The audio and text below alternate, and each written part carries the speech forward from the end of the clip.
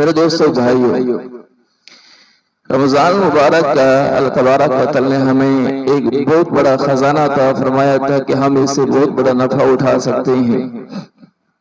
اور اب رمضان مبارک کے اختتام میں کچھ ساعتیں باقی ہیں، کچھ گھڑیاں باقی رہ گئی ہیں۔ ہم میں سے ہر بندہ محاسبہ کرے، کیا کھویا کیا پایا۔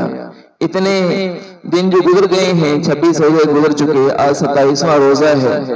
اس روزے تک ہم نے کتنا اللہ کو راضی کیا، کتنا ہم نے توبہ استغفار کیا، کتنا ہم نے اللہ کے نبی صلی اللہ علیہ وسلم کی سنت زندگی کے مطابق زندگی کو گزارا، کتنا ہم نے اپنی جو توجہات ہیں وہ آخرت کی طرف کی ہیں۔ اس بات کو سوچنے کی ضرورت ہے۔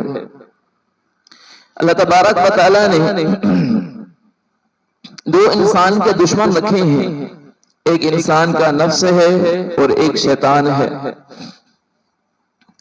ایک باطنی دشمن ہے اور ایک ظاہری دشمن ہے۔ باطنی دشمن تو نفس ہے اور جو ظاہری دشمن ہے وہ شیطان ہے۔ قرآن پاک میں اللہ تبارک و تعالی نے جو نفس ہے، نفس کے لیے جو اللہ تبارک و تعالی نے ضمیر کو استعمال فرمایا ہے وہ مؤنث کی ضمیر کو ارشاد فرمایا۔ یا ایتھا النفس المطمئنہ، یہاں النفس کو موصوف بنایا، مطمئنہ کو صفت بنایا ہے، تو یہاں اللہ تبارک و تعالی مؤنث بنا رہے ہیں۔ ارجعی کے لفظ سے معلوم ہوتا ہے کہ اللہ تبارک و تعالی اس کو مؤنث شمار فرمایا ہے۔ اور اللہ تبارک و تعالی نے شیطان کے بارے میں جو ضمیر لوٹائی ہے وہ مذکر کی ضمیر لوٹائی ہے۔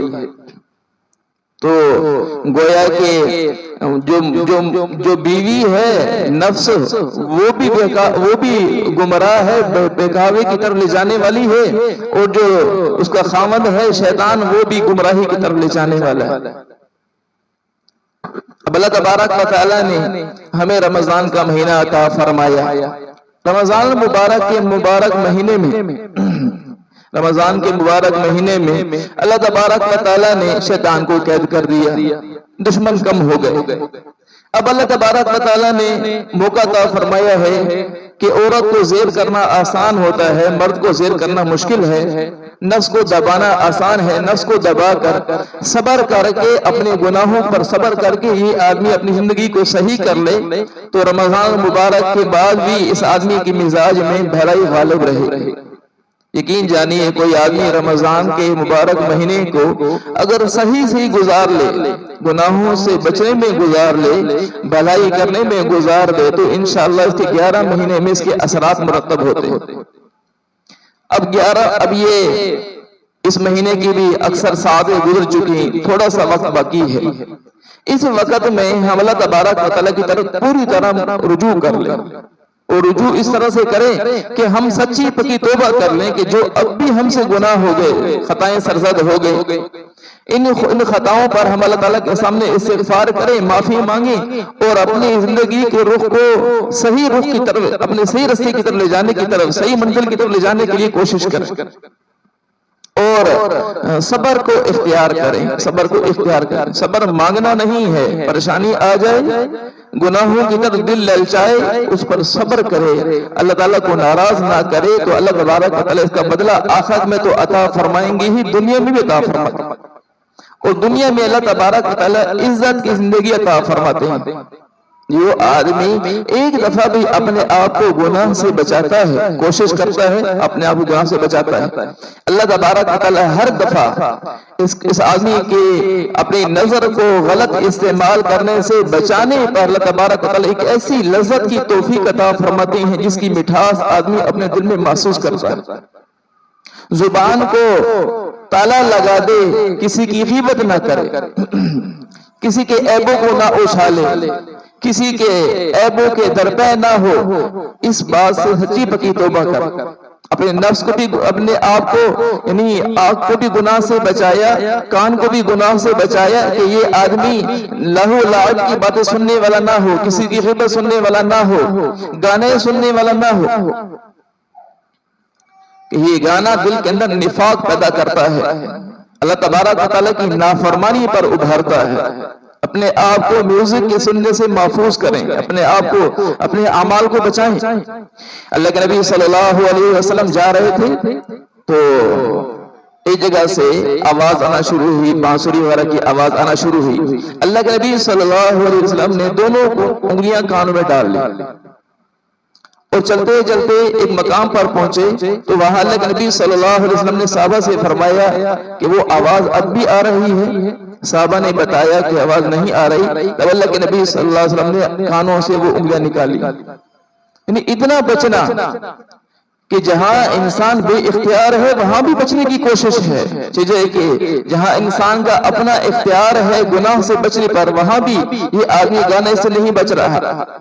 اور بعض لوگ تو روزے کے کاٹنے کا مشغلہ ہی یہ بنا لیتے ہیں کہ بھی سارا دن اگر جب بھی بیدار ہوئے تو موبائل اٹھایا، اس میں خرافات دیکھنا شروع کر دی، نافرمانی کی چیز دیکھنا شروع کر دی کہ یہ وقت کے کاٹنے کا، روزے کے کاٹنے کا مشغلہ بنا لیا۔ رمضان مبارک میں تلاوت کتنی کی ہے، اپنی زبان سے یہ آدمی ذکر میں کتنا مشغول رہا، یہ آدمی بھلائی کی باتوں میں کتنا مشغول رہا، اس بات کو بھی سوچیں۔ تو میرے دوستو بھائیو، اللہ تبارک و تعالی نے توبہ کا موقع عطا فرمایا ہے ہر روز کے اعتبار سے۔ اللہ تعالیٰ کی ہاں افطاری کے وقت میں 10 لاکھ کبھی چھوڑے جا رہے ہیں، لیکن نافرمانی کرنے والا آدمی جو نافرمانی پہ جمع ہوا ہے، مصر ہے، توبہ کر ہی نہیں رہا۔ زبان سے کہتا ہے اللہ مجھے معاف فرما، لیکن دل میں یہ ہے کہ موقع ملے گا تو پھر بھی کر لوں گا، یہ توبہ اللہ کی ہاں مقبول نہیں۔ ہم نے توبہ کے مفہوم کو آدھا سمجھا ہے، یہ سمجھا ہے کہ گزشتہ پر ندامت ہو جائے، بس آئندہ کے لیے گناہ کے چھوڑنے کا عزم نہ ہونا یہ بھی توبہ سے معنی بن جاتا ہے۔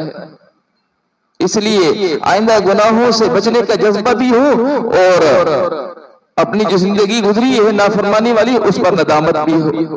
کتنے سارے واقعات ہیں اللہ کے نبی صلی اللہ علیہ وسلم کے زمانے میں کہ جب لوگ توبہ کرنے والے بنے ہیں، بڑی سی بڑی نافرمانیاں ہو گئیں، لیکن اللہ تبارک و تعالیٰ نے توبہ کی، اللہ تعالیٰ معاف فرمانے والے۔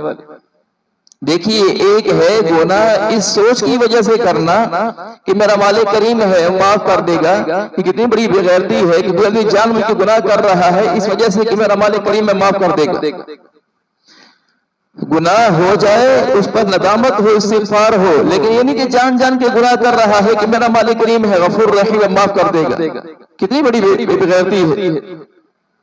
اللہ کے نبی صلی اللہ علیہ وسلم کے زمانہ میں ایک عورت حضرت ابو ہریرہ رضی اللہ تعالیٰ عنہ کے پاس آئی، کہنے لگی کہ مجھ سے 3 گناہ ہوئے، 3 گناہ اکٹھے ہو گئے۔ ایک گناہ مجھ سے یہ ہوا کہ میں نے زنا کر لیا، زنیت۔ دوسرا گناہ مجھ سے یہ ہوا کہ مجھ سے بچہ بھی پیدا ہو گیا، زنا کی اولاد پیدا ہو گئی۔ اور تیسرا گناہ مجھ سے یہ ہوا کہ میں نے اس بچے کو قتل بھی کر دیا۔ یہ 3 گناہ مجھ سے ہوئے ہیں، کیا میری بخشش ہے؟ حضرت ابو ہریرہ رضی اللہ تعالیٰ نے فرمایا تیری آنکھیں ٹھنڈی نہ ہو، تیری بخشش ہو سکتی ہے؟ تو وہ عورت چلی گئی، روتی ہوئی چلی گئی۔ حضرت ابو ہریرہ رضی اللہ تعالیٰ عنہ اللہ کے نبی صلی اللہ علیہ وسلم کی خدمت میں حاضر ہوئے تو اللہ کے نبی صلی اللہ علیہ وسلم کے سامنے اس بات کا تذکرہ کیا۔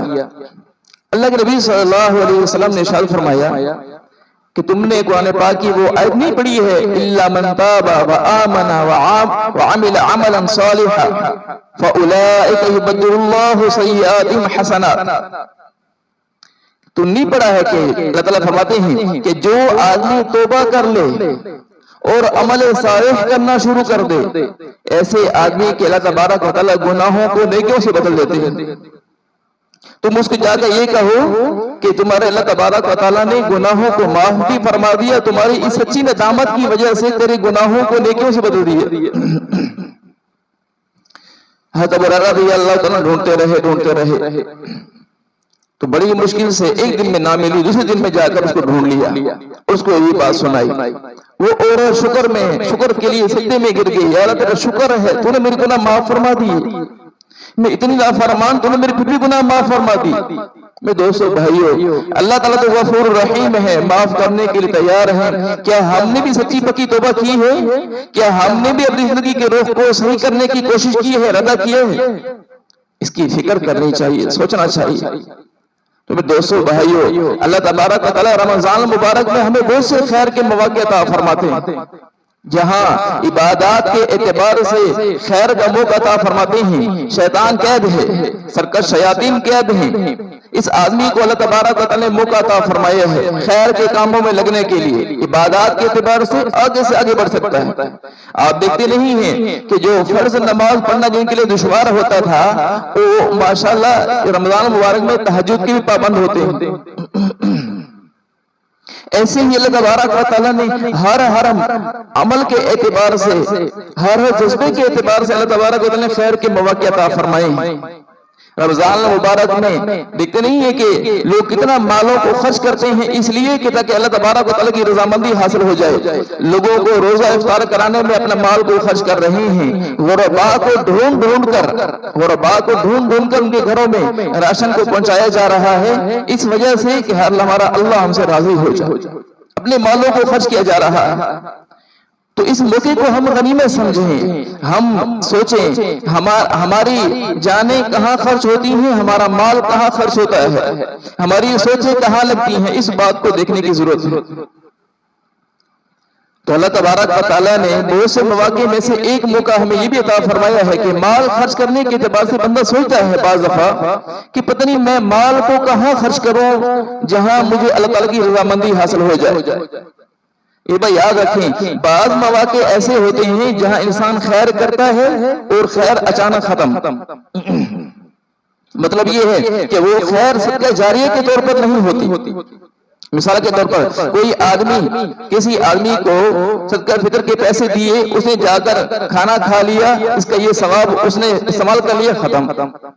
لیکن بعض چیزیں ایسی ہوتی ہیں، بعض مواقع ایسے ہوتے ہیں خیر کے اعتبار سے جہاں آدمی مال خرچ کرتا ہے، آدمی زندگی میں نفع اٹھاتا رہتا ہے خیر کے اعتبار سے، اجر اس کو پہنچ رہا، اس کے مرنے کے بعد بھی اس کو اجر پہنچ رہا۔ قیامت کے دن یہ آدمی حاضر ہوتا ہے تو اللہ تعالیٰ کے سامنے اللہ تبارک و تعالیٰ اس کے اجر کو بڑھا چڑھا کر کئی گنا تک عطا فرما دیتے ہیں۔ اس کے اعمال نامے کے اندر اللہ تبارک و تعالیٰ کئی لوگوں کو خیر کی طرف لانے کے لیے، خیر کی طرف آنے والا بنا دیتے ہیں، خیر کے کام کرنے والا بنا دیتے ہیں اس کے مال خرچ کرنے کی وجہ سے۔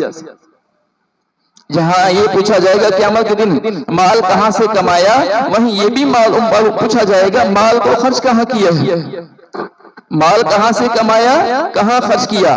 تو میرے دوستو بھائیو، ہم یہ بھی سوچیں کہ ہمارا مال کیا صدقہ جاریہ کے کام میں خرچ ہو رہا ہے۔